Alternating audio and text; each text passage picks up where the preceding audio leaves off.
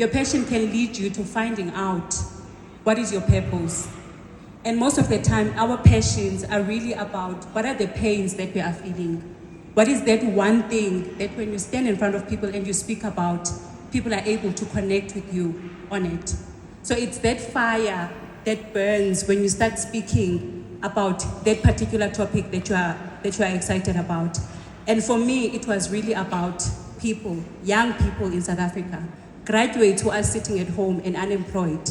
And you are told that you went to school, but now you are here. So it was really about how do we solve for those people. And what your passion does, when you understand what your passion does, is that your passion can help you find out what is the mission that I'm sent for. I think Mefo mentioned that there is something that we are called in this world to do, and it's up to us to really find out what is that thing. So even though your passions might not pay your bills, but what your passion can do is that it takes you on discovering what your mission is. The world is burning. The world is burning.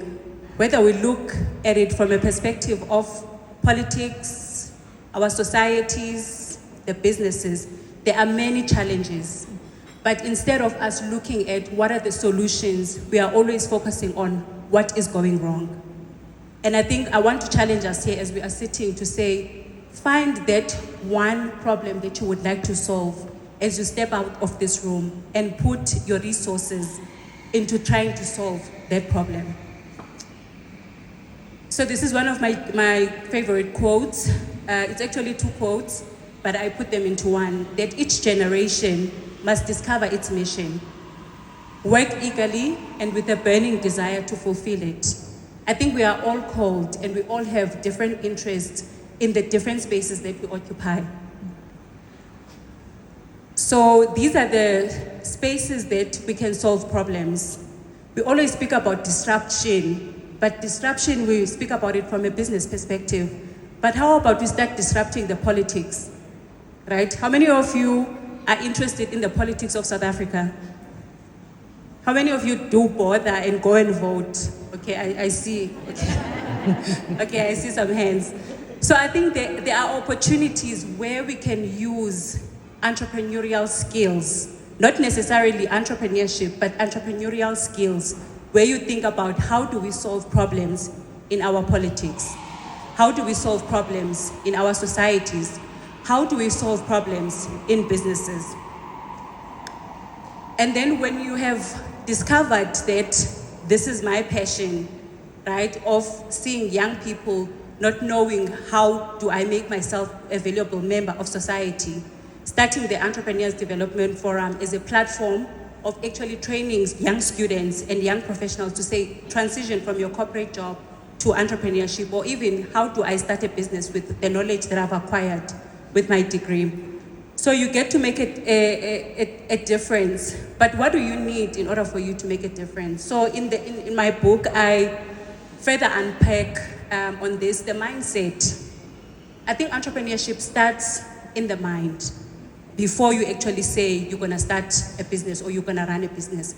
But it starts in the mind, and you need to have the urge to want to solve problems, right? And by solving problems is you creating value. Because people don't buy just because I'm selling water, but they're gonna buy it because of the value that it does, right?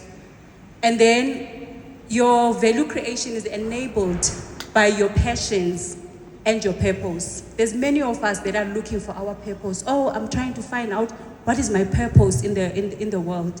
But your purpose lies on what it is that you are passionate about, and mostly what you are unhappy about, or some of your pains that you might be experiencing.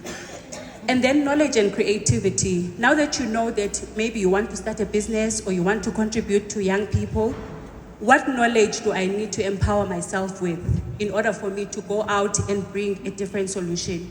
And with that, there are many people that are selling water.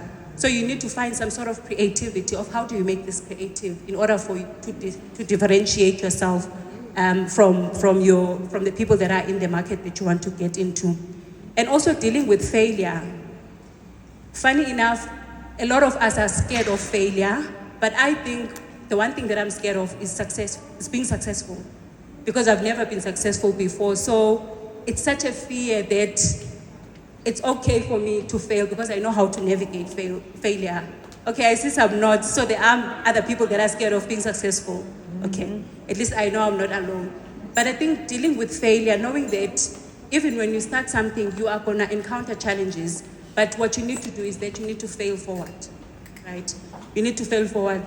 And then this is one of the things that I believe in. So I'm a Christian, and I think one of the things that I've come to realize is that you first need to build everything is built twice, first in the spiritual realm, and then it manifests into the physical. So in order for us to build, we need to first build in our minds, and then that solution will then come to pass. And then the second part is the behaviors. How do entrepreneurs behave, right? It's the actions that you need to take in order to actually execute your solution. It's one thing to say you've got a brilliant idea, but what are you gonna do with that idea? Because that idea has to find expression somewhere. And what does doing require? It requires you to take calculated risks. And I think for me, the key word here is calculated. Because a lot of the times we wanna leave things without calculating what are the costs of me leaving this for this one. And then the other one is confidence, right? If you don't believe in what you are doing, no one is gonna believe in it. So you need to be confident in it. You need to speak about it. I think also, again, our keynote did mention the issue around confidence.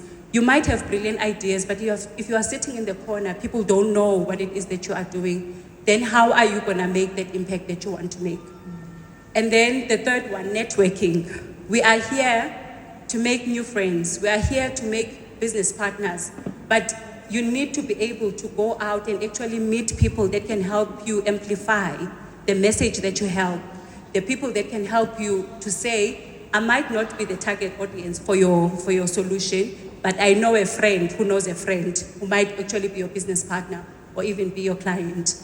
And then behaviors are competencies that actually propel you forward. I think I did mention that it's one thing to have a good idea, but without acting on that idea.